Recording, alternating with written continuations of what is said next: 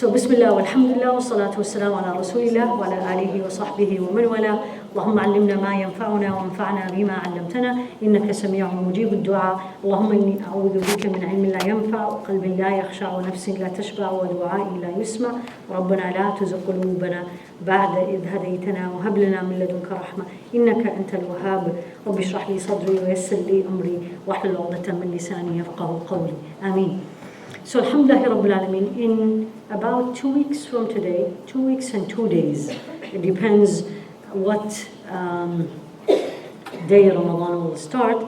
Inshallah, Allah subhanahu wa ta'ala will make us live and see that day. And honorable, amazing, beautiful guest is going to come to us. And I hope you feel what I am saying. I hope you all feel that there is a guest that is going to be coming. What you see in front of you is actually a dua the Sahaba, the companions, used to do it 6 months before Ramadan.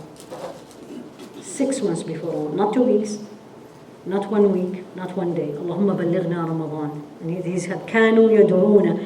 That means the companions. They used to supplicate to Allah subhanahu wa ta'ala 6 months that Allah will make them live to see Ramadan. And in it also, yuballighuna Ramadan, that also He will make us live to see it, to live it properly to the way Allah subhanahu wa ta'ala wants. Meaning, give it its due right.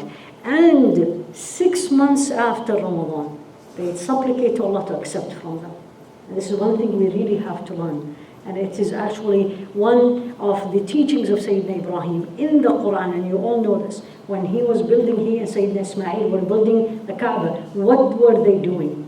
رَبَّنَا تَقَبَّلْ مِنَّا إِنَّكَ أَنْتَ السَّمِيعُ الْعَلِيمُ وَتُبْ عَلَيْنَا إِنَّكَ أَنْتَ التَّوَّابُ الرَّحِيمُ. They were building the Kaaba. And what more honorable thing you do, right? And in spite of this, in his most beloved place on earth, building his house, they were worried Allah is not accepting it from them. And that's why they were making the dua. So part of the Sahaba teaching and practice is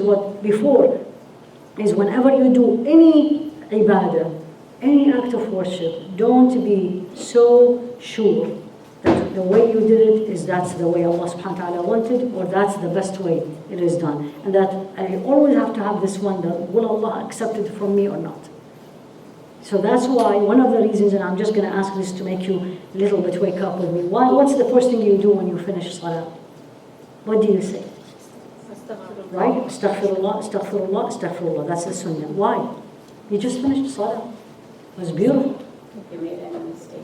Exactly. Because you are acknowledging in the way, you're not saying, Ya Allah, maybe I didn't do it the best, I probably made a mistake. You're doing it in a much more beautiful way. Already acknowledging. It's not if. For sure I have not done it the best way. Because you didn't say, Allah, forgive me if.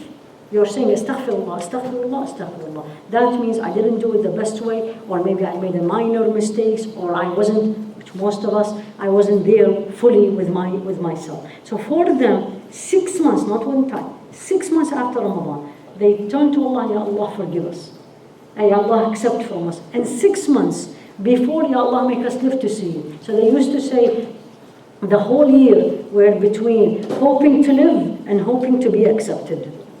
That's the first thing you all have to put down and look at it. Ya Allah, accept from us.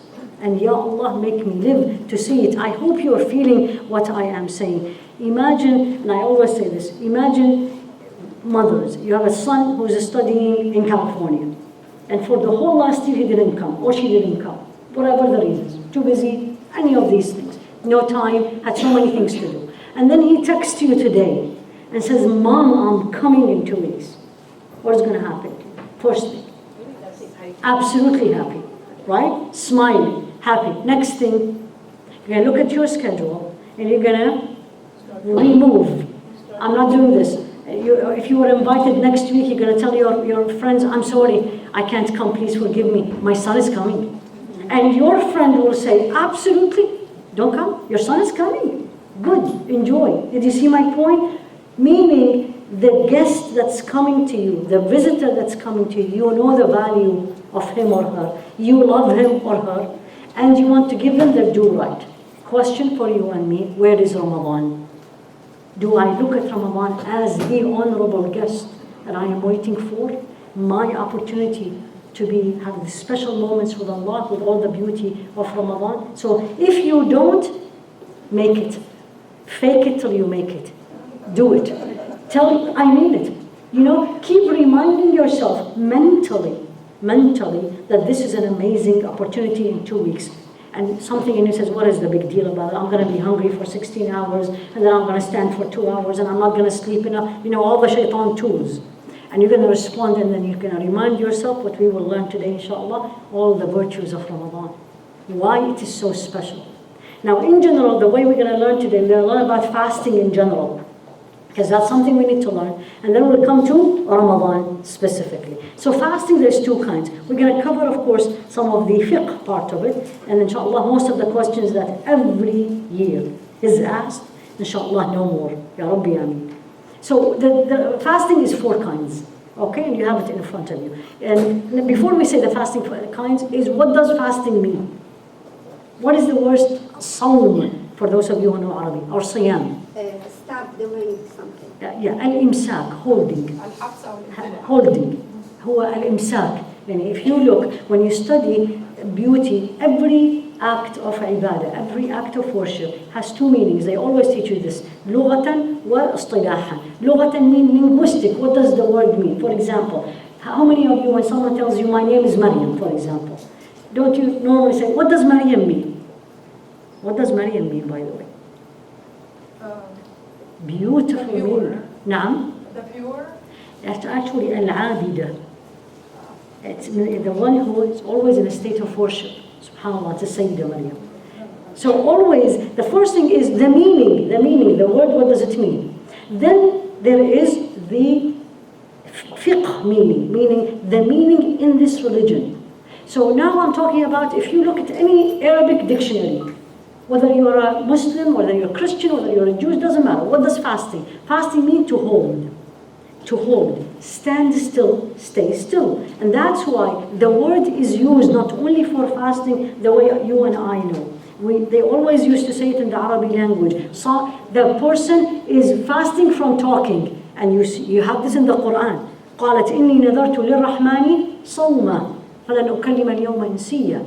I have made an oath to Allah that I am going to be fasting from talking. Meaning, and who said that? Sayyidah Maryam. Right? إني نذرت للرحمن صوما فلن أكلم اليوم إنسيا. Sayyidah Maryam, when she got pregnant and brought Sayyidina Isa. So that means I held my tongue from talking. They say in the Arabic language, صامت الريح. The wind is fasting. Huh? What does that mean? The wind is not drinking and eating? Meaning the wind stopped. Stand still. صامت الريح. So the wind was blowing and suddenly stopped. They say صامت الشمس. The sun fasted. The same way. In the middle of the sky, or the middle of the day, when the sun becomes in the zenith, stops there. صامت الشمس. صامت الخيل. That's very common. The horses fasted. What does that mean? It's drinking and eating. So when this horse is ready to move, and everything is ready, but she stopped, then she is fasting. I need you to learn this, because that will remind you and teaches you and me and us, what does Allah want from me from this fasting? Because there is an external dimension of the fasting which we will cover, but there's an internal. What does He want from me? He doesn't want my hunger and thirst. So what does He want from me inside? To be stand still. Did you get to the point? So the soul is an imsak. You are holding yourself. طيب? Then we come to what they call it, convention definition, meaning the fiqh, the Islamic definition. For those of you who know Arabic, the Arabic one is beautiful. One of the most beautiful way I found about إمساك مخصوص في زمن مخصوص بشرائط مخصوصة. You hold special things in a special time with a special conditions. Did you see that? It's beautiful. Exactly. You hold. Right? You hold special things, special time, and in special conditions. And we were going to cover this, inshallah. Now the types of fasting. Ramadan is obligatory, right? And we're going to come, who said so and why. And number 2 is Voluntary. voluntary, extra, meaning Monday. Mondays and Thursdays. Right. And then you have, what's the atonement fasting? Like we fasting the 3 days in every month, like That's the voluntary. That's the extras. Huh? Just a second. Huh? Somebody was there. Well, let's give somebody else. Who knows the atonement? Maybe the Huh? fasting for Hajj. Exactly, beautiful. What is the fasting of Hajj? That's actually a very common example. Just a second. What do you call it? You mean? Yeah. So in Hajj, yes, if I cannot do something, I can make up for it by fasting. And what is that thing? Okay. If you have done the niyyah of Hajj Tamattu' or Hajj Qiran, meaning you're going to do Umrah and Hajj together, either together or you're going to do it and you separate.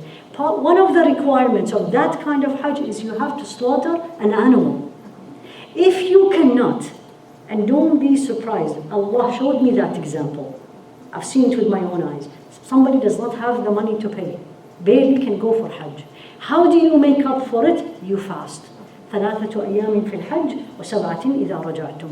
3 days during the Hajj itself and 7 days when you go back. تلك عشرة كاملة. These are 10 days. So they call it atonement fasting, making up. You made something wrong and you want to fix it. The fixing is by fasting. And the other common example? If I made an oath. Exactly. When you make an oath and you didn't fulfill it. But Siyam is not the only one. There's other options. For Hajj, that's the only option. But for oath, there is other option. One of them is Siyam. Okay? So that's the last one is forbidden. It's haram. Exactly. And you have to be specific. Inshallah, by the end of the day, if you learn two things, then alhamdulillah khayrun kathir. Number 1 is, when you speak about this deen, you have to be very specific. It's like lawyers when they speak. Every word count. And there is more to fasting than the casual I have been doing all these years. If you go out today, at the end of the day, with these two, that's beauty. So when you say Al-Eid, you have to be specific. The first day of the Eid, we call it the small Eid, or the Eid al-Fitr, the Eid of Ramadan. Only the first day is haram. Second day, a lot of people start doing the Shawwal. In Hajj Eid, the 4 days of Hajj, you are not allowed. It's haram. It's not makruh, it's not disliked. It's absolutely forbidden. Illa al-Eidain. So there's people who, mashallah, tabarakallah, they fast all the year. So they all fast. And Sayyidah Aisha was described as one of them, except those. So forbidden, absolutely, is you are not allowed. And if you did, then you want to be closer to Allah. Anyone who knows this deen will tell you, you need to break it. Because you're not obeying Allah, you are actually disobeying Allah. Tayyib. Fasting in Ramadan, my choice or not my choice? The youth yesterday were amazing, by the way. Ya Allah, what questions I had. And all the questions were about Ramadan.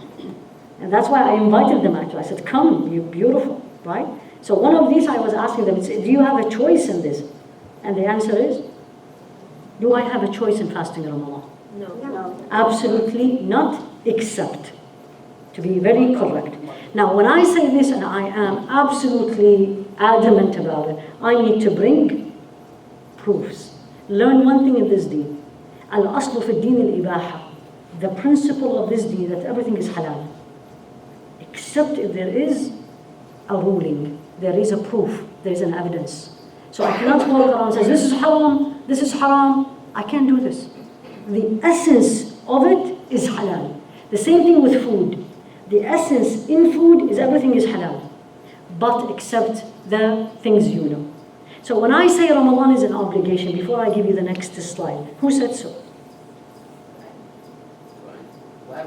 Who said so? You said yes, so I am very adamant about it. Please forgive us. Did it again, did it again. Subhanallah. Alhamdulillah Rabbil Alamin. Allah is testing us. We did 2 hours this morning trying to fix it, and I thought we did. We were very happy. And Allah saying, it's not you, it's two. You have the English, alhamdulillah, and I can at least say to you the Arabic. So before I do this, let's do the other one, because that's how it is. This is number one. You all know this. So when you tell me Ramadan is an obligation, if you have a revert sister who just accepted Islam, alhamdulillah, she looks at you and says, what should I do? And you're going to say what? You said the Shahada, alhamdulillah, and then you can say you're going to learn how to pray, we'll teach you, and then in 2 weeks you need to start fasting. Because of Ramadan is coming, and this is how it is. Ya ayyuhalladhina amanu, you all know this. Which surah? Al-Baqarah, alhamdulillah. An amazing thing, side note for you to learn. Al-Baqarah, the cow, has all the details of the essence of Islam, the pillars of Islam. The 5 of them is in the Surah Al-Baqarah only. Like Surah Al-Hajj, it has about the Hajj. The only surah that talks about fasting, or Ramadan specifically, talks about Salah, talks about Hajj, and talks about Zakah is in Surah Al-Baqarah. Yes or no? Did you know this? Or if you didn't know this, then learn this. Right? حافظوا على الصلوات والصلاة الوسطى وقوموا لله قانتين. Keep your salah, and especially the middle one, and stand up in Allah with complete submission. That's a salah. طيب يا أيها الذين آمنوا كلوا مما أخرجنا لكم من الأرض ومن طيبات ما كسبتم. That's a zakah. يا أيها الذين آمنوا أنفقوا. I'm sorry, that's why I was hesitant. أنفقوا من طيبات ما كسبتم. Spend from the pure of what you made and what we brought to you out of the earth. So that's the zakah of the mal and al-harf. And where is al-hajj? الحج أشهر معلومات. فمن فرض فيهن الحج فلا رفث ولا فسوق. Hajj is an appointed months, and whomsoever Hajj became obligatory in them, so لا رفث ولا فسوق, no relationship and no disobedience to Allah. And then يا أيها الذين آمنوا كتب عليكم الصيام. So the 4th is amazing. It's the longest surah in the Quran. This is just a side note for you to learn. It's the 2nd surah of the Quran, and it is the longest surah in the Quran, and all the principles or the pillars of the deen is in Surah Al-Baqarah. Was it revealed in Mecca or in Medina? Medina. All of it? Except the last 2 ayahs. What about Ayat al-Kursi? Look at your faces. Right, that's something, I'm not going to give you all the answers today.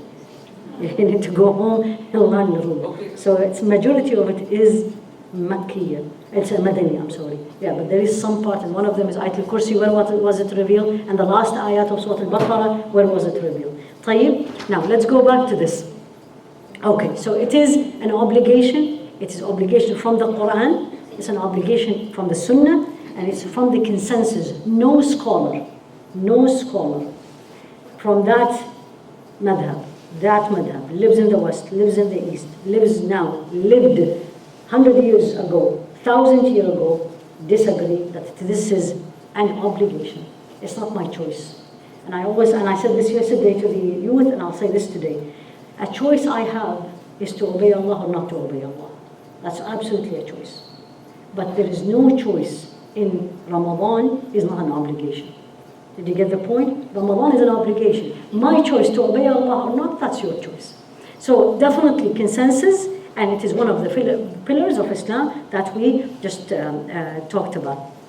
This one, I'm just going to translate for you. 2 men came to Rasul alayhi salatu wasalam. This is a hadith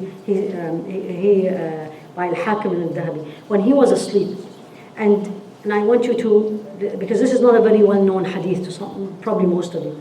2 men came to me, that's Rasul alayhi salatu wasalam, saying, while I was asleep, and they held my wrist and took me to a rough, rugged mountain. Rasul alayhi salatu wasalam is saying. They said, climb it, go up. I said, I can't. And they replied, we will help you. I climbed to the end and heard loud noises. And I said, what are these?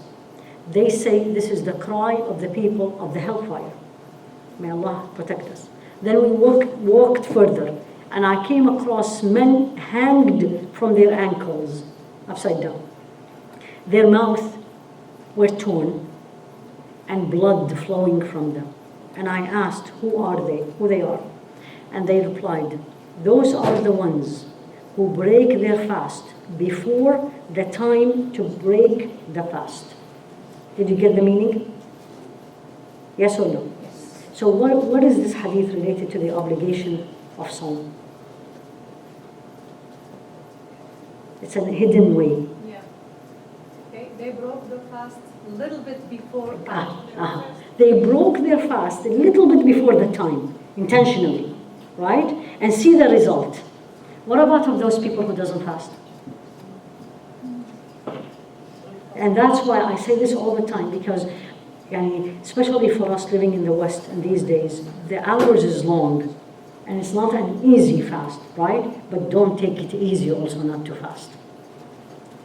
This is one of the reasons you really have to know, this is an obligation, this is not a choice. I will train myself, I'm going to ask Allah to help me, Allah will make it easy, but don't just say, I can't, it's so hard. Don't say that. Don't take it, as we say, don't take it lightly. So, يا أيها الذين آمنوا كتب عليكم الصيام كما كتب على الذين من قبلكم. It's 3 ayat in Surah Al-Baqarah, talking about fasting, and then there is another ayah which we will talk about it later, and then there is another ayah talking about the details of fasting. We'll come to it. أياما معدودات, few days. So number one, fasting is not only us, but what's so special about our fasting? So all the other nations before us were ordered to fast, true or false? Do you have a non-Muslim friends? Yes or no? Yes. Do they fast? Yes. Do they fast the same way we do? No. So that's the difference. So that's how you say, كُتِبَ عَلَى الَّذِينَ مِنْ قَبْلِكُمْ. The principle of fasting, it was there. It's not new. Like salah, the way we perform prayer, it's new. We are the only nation that we prostrate to Allah subhanahu wa ta'ala, put our head on the ground. But fasting they all did. But the way we fast is unique. Right? And then Allah gives you the two, which we're going to come to in detail, who they are exempted from من كان مريضا أو على سفر فعدة من أيام أخرى. You are sick, you're traveling from another time. We're going to come to this detail in just a few slides. So this ayah, one after the other. The next ayah is this one. Now specifically Ramadan, because somebody will say, why Ramadan? You know how we argue about everything these days? And everything doesn't make sense and explain to me, and I'm not convinced, all this.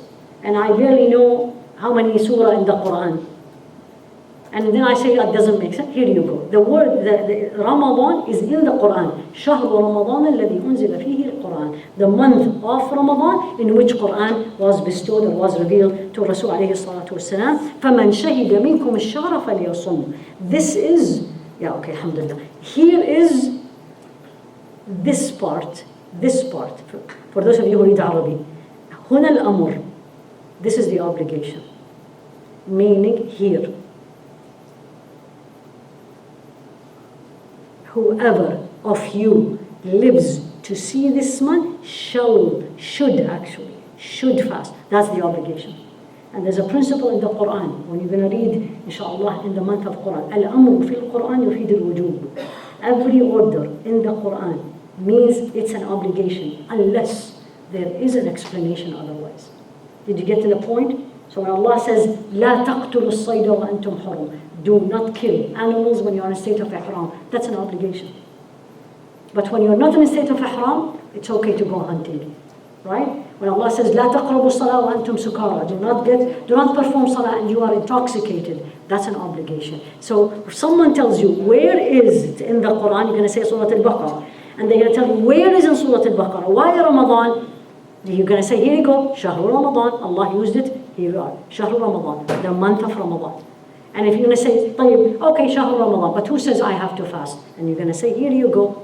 من شهد منكم الشهر فليصم. Whomsoever lived to see the month shall fast throughout. That's very clear.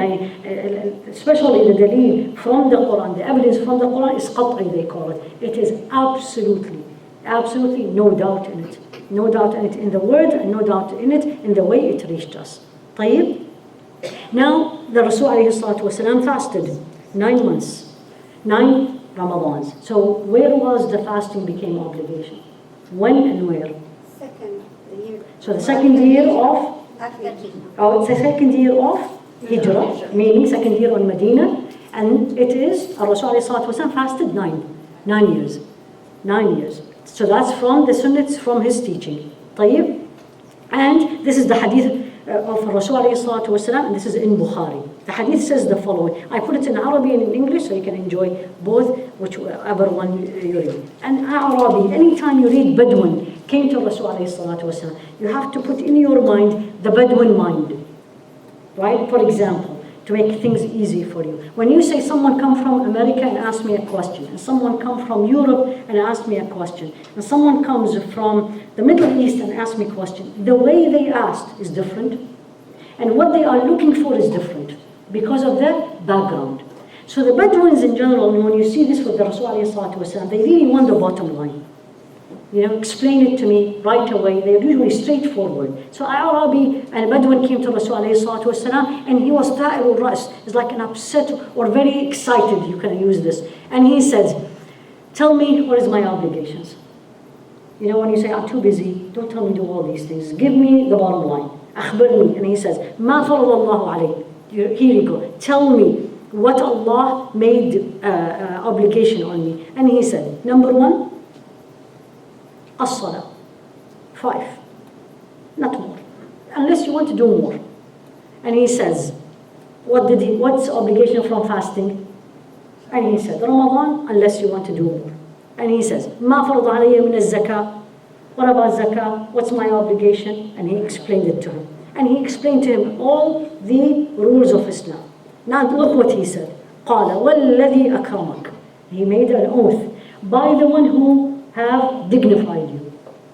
I will not do more. I will do this and nothing more. Look at the answer, because a lot of us will say, khalas, why you are making all this 9 yards? I'm going to do Ramadan, I'll fast my 5, I'll pray my 5, I'll do to Hajj, I'll do my zakah, and I'm done. Look what he answered. قال أفلح إن صدق. He said, he is going to be successful if he was truthful. Meaning, this is not easy. Don't take it lightly. Don't take it lightly. You're talking about all your life. 5 salah, on time, properly. I'm not going to do anything more. Neither before nor after. Anyone in this room or anyone you know can guarantee you that all their life they did this or they will do this. That's why he said, أفلح إن صدق. If he was truthful, then that's it. You don't need more. Ash-shahid, as they say, what we learn from this hadith is that Sawm is an obligation, because he asked him, tell me only the obligation, don't tell me more. And that's what he told him. So you have now Quran, you have now from the Sunnah, the action of Rasul alayhi salatu wasalam, and his sayings. And that's another one which is very popular hadith, you probably all know, and that's narrated by Sayyidina Umar radiallahu anh, and he says, the Islam was built on 5. You all know this. Buni al-Islam ala khams. Islam was built on 5, and you declare Allah is the only God, you perform 5 salah, you perform zakah, and then you fast Ramadan, and then you do the Hajj if you are able. That's it. That's the house, that's the foundation. Without these, there's no house, there's no foundation.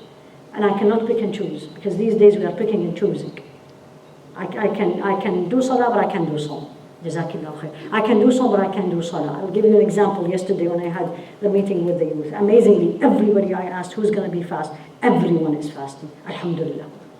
But when I asked about salah, and they were very honest, I really loved it, and 2/3 did not raise their hands. And I said, who says fasting is more important than salah? Or salah more important than fasting? It's not me, pick and choose.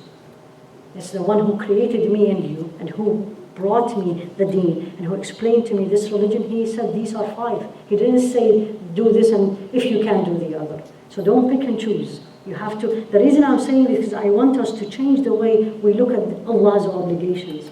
It's not a choice. Once you say obligation, it's not a choice. I have a choice to obey Allah or not, and I will bear the consequences. But these are not choices. So now you had the Sunnah, now you had the Quran, you had the saying of Rasul alayhi salatu wasalam, and this is his actions. And this is another hadith, it's also in Bukhari, that Rasul alayhi salatu wasalam, before the 2nd year of the Hijrah, he used to fast always Ashura. When Ramadan became an obligation, he made Ashura not an obligation. Rather, Ramadan is the obligation. Now, why do we need to fast? Why? لعلكم تتقون. لعلكم تتقون, that's the goal. The goal at the end of Ramadan, and we're going to come to that, but let's just say it a little bit.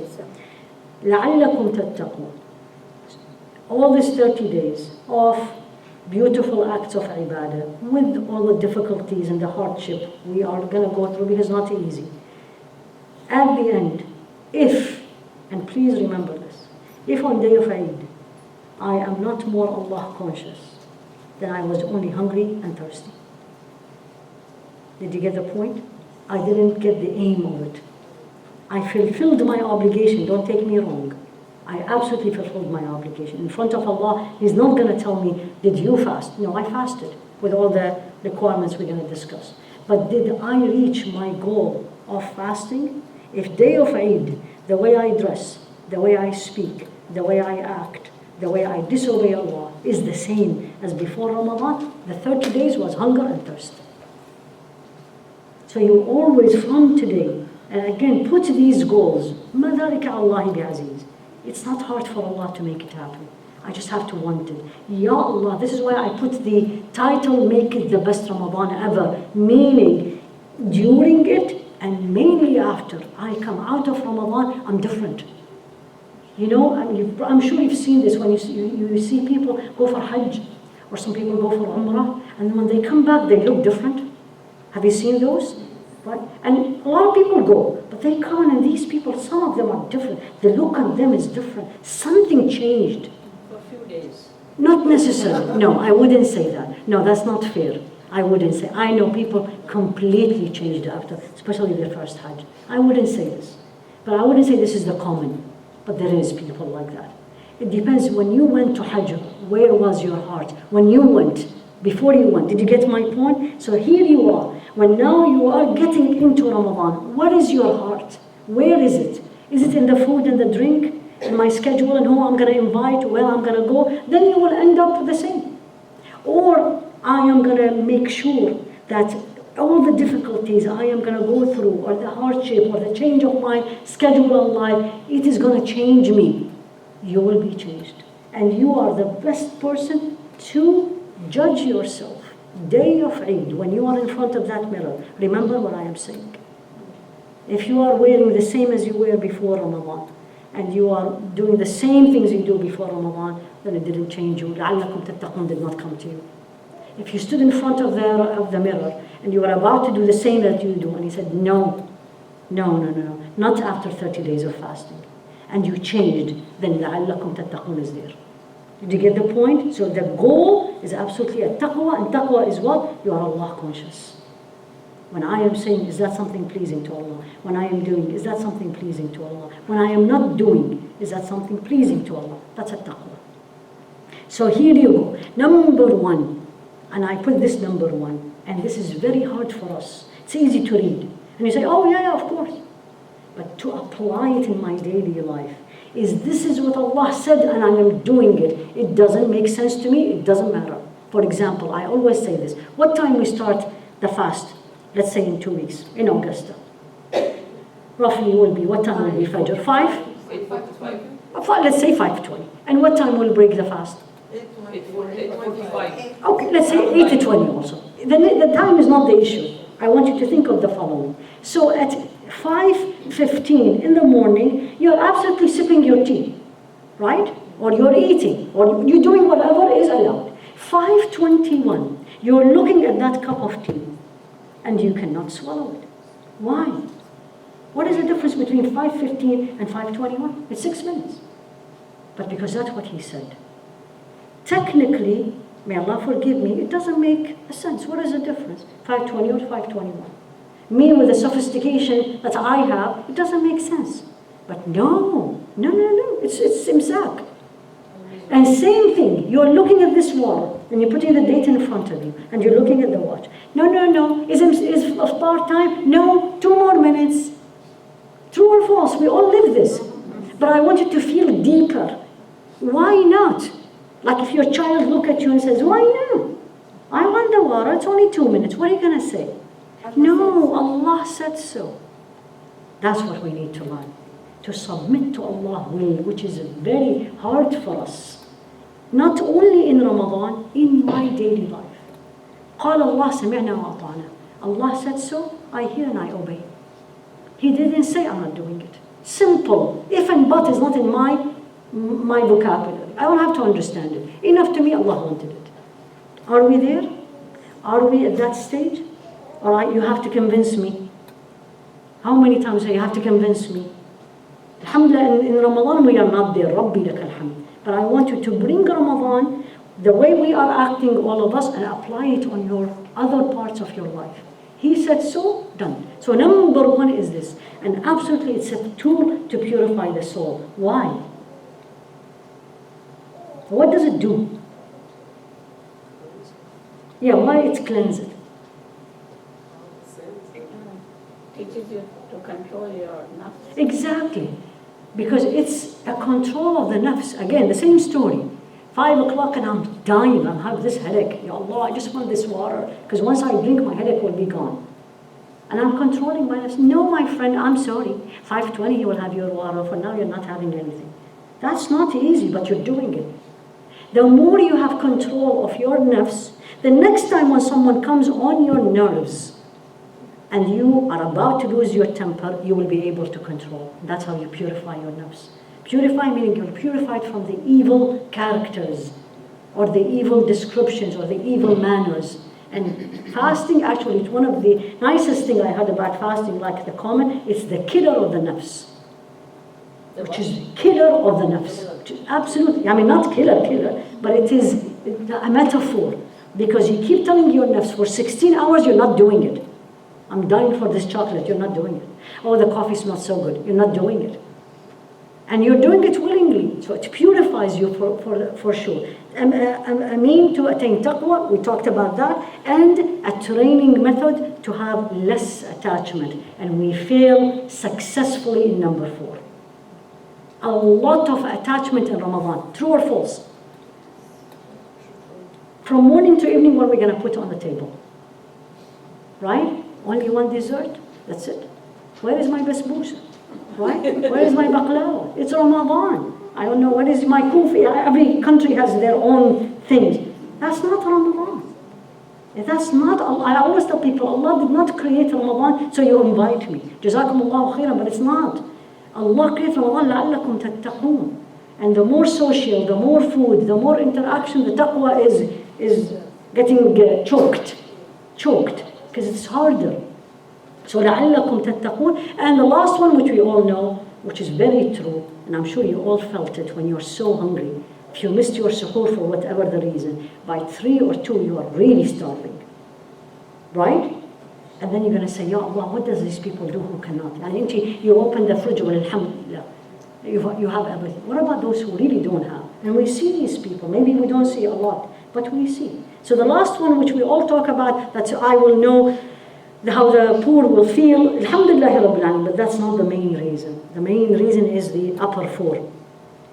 Now, what is the virtues of Sawm? If you don't memorize any hadith about fasting from the Sunnah, you need to memorize this one. There's many versions of it, but this is the Bukhari version of it, right? That will tell you what is Allah expecting from me as I am fasting, whether it is Ramadan or whether it is Monday, or whether it's Ashura, whether it's the 6th of Shawwal, any of these days. Number 1, and maybe I will spend a little bit more time. As-siyamu junnah. Fasting is a shield. What does a shield mean? Right? So originally, again, alhamdulillah, now you're thinking. The word shield means protect. When I think of a shield, I'm thinking of either I'm wearing, the bulletproof, so I'm protecting my life, or I may be putting some extra locks on the door to protect my home. All these are junnah. Siyam junnah. So fasting is a protection from what? So he didn't explain it. He just said, as-siyam junnah. It's very common now. There's like 4 or 5 versions of this hadith. Protect from what?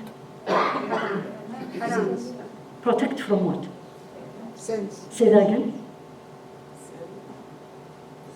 Yeah, of course it protects from sins, but how? I want you to think deeper. As-siyamu junnah, protect me from what? Huh? Disobedience. protecting me from myself? Absolutely. Actually, it protects me less from myself, because if I disobey Allah and I am fasting, it's my nafs working. But the Jannah is this way. In general, you are more aware of Allah. Even externally, because you're not drinking, because Allah is seeing you. Why can't you drink? Go to the bathroom and drink. Why not? No one is seeing you. Allah is seeing you. He will all say this. So you're more Allah's aware. The more Allah is aware, so this comes very commonly inside it. I can't do this, I'm fasting. We all say this, casual. I can't do this. I can't lie, I'm fasting. What happens after I break the fast is a different story. But I'm talking at least, but I'm talking about at least in the state of when I am fasting. So it protects you. Even, and this is very beautiful, especially at the end of the fast, you are so tired, even you don't have the energy to disobey Allah. Right? It's like you're fasting at 4 o'clock and then you didn't eat enough. Then you're going to turn the TV and you're going to be watching something. No, you're going to go and sleep. So Siyamu Junnah. So look at it as it's my shield. When I go and say, you know what, Wallah, my shaitan is so strong. You don't know what we always say this. My shaitan is very strong. And my nafs, my nafs. So remember, you're wearing it. As-Siyamu Junnah. So that's number one. Then, إذا كان, it's missing here, إذا كان صيام يوم أحدكم.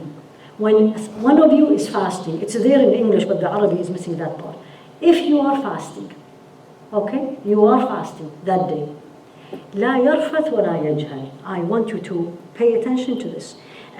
So the person observing fasting should avoid two things. Sexual relation, which alhamdulillah we all know, with his spouse, and should not, and this is what I want, behave foolishly and impurely, saying things that doesn't please Allah, acting in things doesn't please Allah, saying, doing, acting, not doing, wearing, all these. You're in a state of fasting. You have to keep reminding yourself. You have to be different. You, not from other people. You from you. You know what I'm saying? Yani the first day of Ramadan, me has to be different from yesterday. Calmer, more composed, more Allah aware. Because I'm fasting. For Him, not for any other reason. So here you go. And of course we're going to be tested. Nothing is without test in this life. So if someone's going to come on your nerves, children, first, on your nerves, right? I want, and you know how this, or not fair, or all the usual things, right? Normally, you get very upset. الصوم جنة. فإذا شاتمه أو قاتله, someone transgressed against you, said something, pushed you to the edge. فليقل إني صائم. Say, I am fasting twice. Remind yourself. Now, beautiful part of the hadith, what makes you love fasting. What will make you love fasting in general, not Ramadan. وَالَّذِي نَفْسِي بِيَدِهِ. He made an oath by Allah. And he didn't say by Allah. وَالَّذِي نَفْسِي بِيَدِهِ. The one who owns my soul. Who owns my soul? And yours is Allah. وَالَّذِي نَفْسِي بِيَدِهِ. لَخَلُوفُ فَمِ الصَّائِمِ. The smell of the mouth of the person who's fasting. Because when we get it dry, this mouth smells. أطيب عند الله من المسك. The أطيب عند الله من ريح المسك. The smell of the person who's fasting, especially when we fast a long time, the smell is more beloved to Allah than the musk. How much He loves the fact that I and you are fasting. And Allah is saying this. He leaves His food and His drink for me. Did you see the personal relationship? Fasting is a personal relationship. For me, and His desire for me, and now comes الصيام لي, and He is doing it for me. Fasting is for me. وأنا أجزي به. I reward for it. And the scholars teaches you it's the only ibadah that Allah did not specify. What are you going to get? وأنا أجزي به. And He says والحسنة بعشر أمثالها. Every good deed is times 10, except fasting. We don't know. I have no idea what Allah will give us. And when Al-Kareem gives, when the generous gives, what He's going to give. When you know your friend is very generous, and says, I'm coming and I'm getting you a gift, what are you going to say? I'm very happy. It's going to be something different. Now you don't know when she gives gifts how beautiful it is. So what about the creator of her and of the gifts? So remember this hadith, because this especially, I love this hadith, especially outside Ramadan, because it makes you, Monday and Thursday becomes a joy. Becomes a joy. You know, you wake up in the morning, it's like, I'm too tired. صومني وأنا أجزي به. Fasting is for me and I reward for it. It makes you fast much easier. Try it and remember this. طيب. Now, another virtues which you all know, this is just a summary for you, protection from the hellfire, Junnah. The shield, the detail is in life, at the end, it will protect me from the hellfire. It's a way of forgiving my sins, and it's also my way to enter paradise, and I'll show you why. This is a hadith of Rasul alayhi salatu wasalam. الصوم جنة يستجن بها العبد من النار. It's a shield that will protect you from the hellfire.